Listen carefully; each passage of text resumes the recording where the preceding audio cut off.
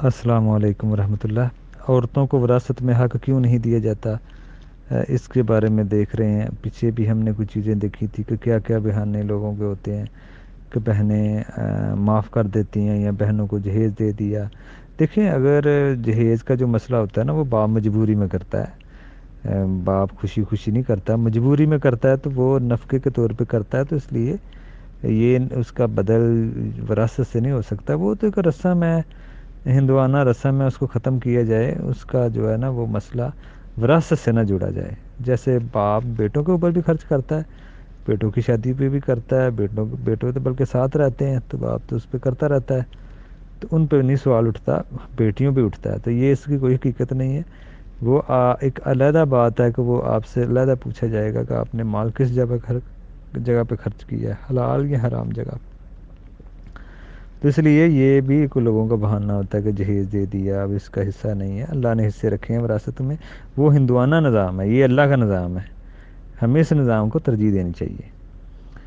دوسرا، دیکھیں، وہ باپ مجبور ہوتا ہے، خوشی سے نہیں کرتا، مجبوری میں کرتا ہے۔ دوسرا مسئلہ جی، بہنیں معاف کر دیتی ہیں۔ دیکھیں، بہنیں یہ بھی سوچتی ہیں کہ ہمارا بھائی کا رشتہ ختم نہ ہو جائے، ٹھیک ہے نا، ہمارا بھائی ہم سے دور نہ ہو جائے، یا ہمارا رستہ ہی بند نہ ہو جائے، گھروں میں آنا جانا بند نہ ہو جائے۔ تو یہ ساری، دیکھیں، آپ لفظوں کے اوپر نہ جائیں، خالی کہ بہنوں نے یہ کہہ دیا جی معاف کر دیا، بول دیا۔ بہنیں بول دیتی ہیں، اگر خوشی خوشی دیا جائے تو وہ لے بھی لیتی ہیں۔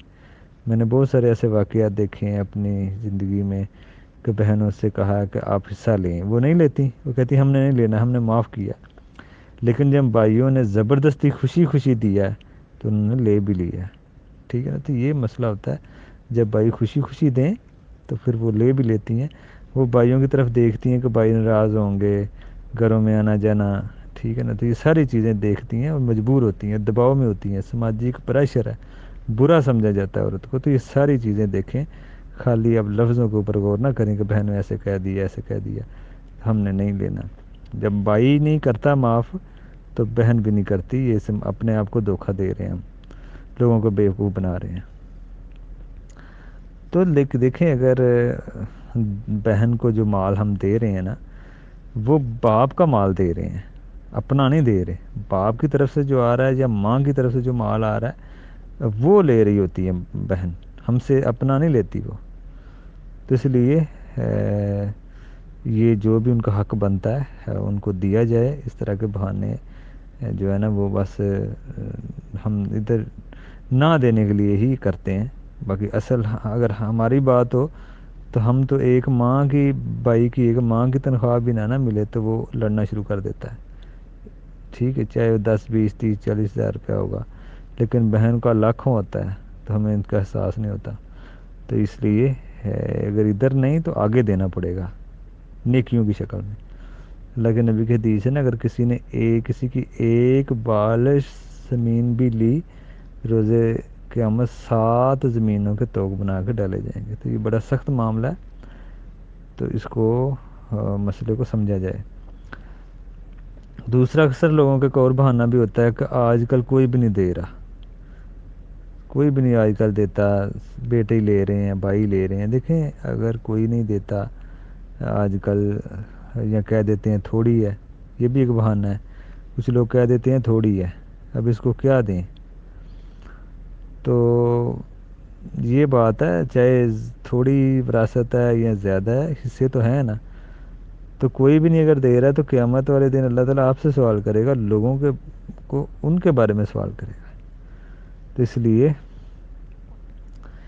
تو یہ چیز ہے، کوئی دے نہ دے، ہم سے ہمارے بارے پوچھا جائے گا، اور دوسرے اگر کوئی نہیں دے رہا تو ان کے بارے پوچھا جائے گا۔ تو اس لیے یہ بہانہ اللہ کے ہاں نہیں چلے گا، بلکہ جو لوگ دے رہے ہیں وہ بھی ترغیب دیں لوگوں کو کہ اس کو دینے کی، لوگوں کو شعور آئے، لوگوں کو جو سب ہمارے علماء ہیں وہ جمعہ کے خطبے میں یہ چیزیں بیان کی جائیں تاکہ لوگوں کے پاس علم ہو۔ تو جب علم ہوگا تو لوگ اس مسئلے کو سمجھیں گے۔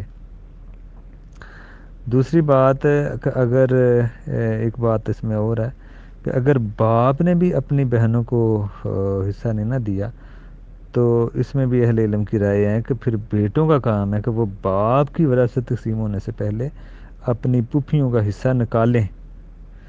وہ باپ کی ملکیت میں نہیں تھی چیزیں، ٹھیک ہے نا.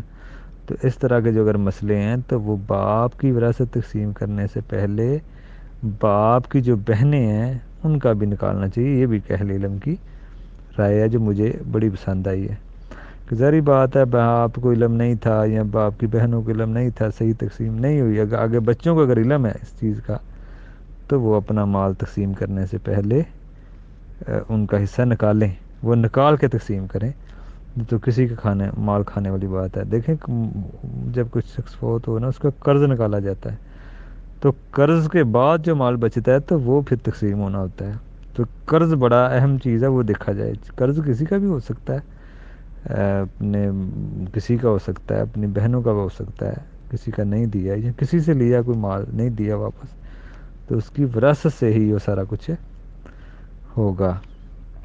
تو یہ بہانے ہیں لوگوں کے نہ دینے کی، اس میں کوئی بہانے اس میں کوئی دیکھیں عذر وہ ہونا چاہیے جو قبول بھی ہو. اپنی طرف سے جو عذر بنا لیں گے ان کا کیا فائدہ. تو اس لیے جو بھی کسی کا حق بنتا ہے، اس کی جہالت آج کل زیادہ ہے، پائی جا رہی ہے لوگوں میں، نہیں تقسیم ہو رہی صحیح. تو اس لیے جب علم ہوگا تو پھر ہی ہم اس کو علم اور ڈر، خوف، جب اللہ کا ڈر ہوگا، خوف ہوگا کہ آگے یہ مسئلے جا کے دیکھیں. ادھر تو ہم دنیا کا چند روزہ دنیا کی خاطر ہم اپنا بچوں کی دنیا کی خاطر ہم اپنا مسئلہ کیوں خراب کریں، ہم اپنی آخرت کیوں خراب کریں. تو اس لیے جو بھی مال کسی کا بنتا ہے وہ ان کو دیں، اور اپنا جو مال بنتا ہے وہی آپ لیں. ٹھیک ہے نا. السلام علیکم ورحمۃ اللہ وبرکاتہ.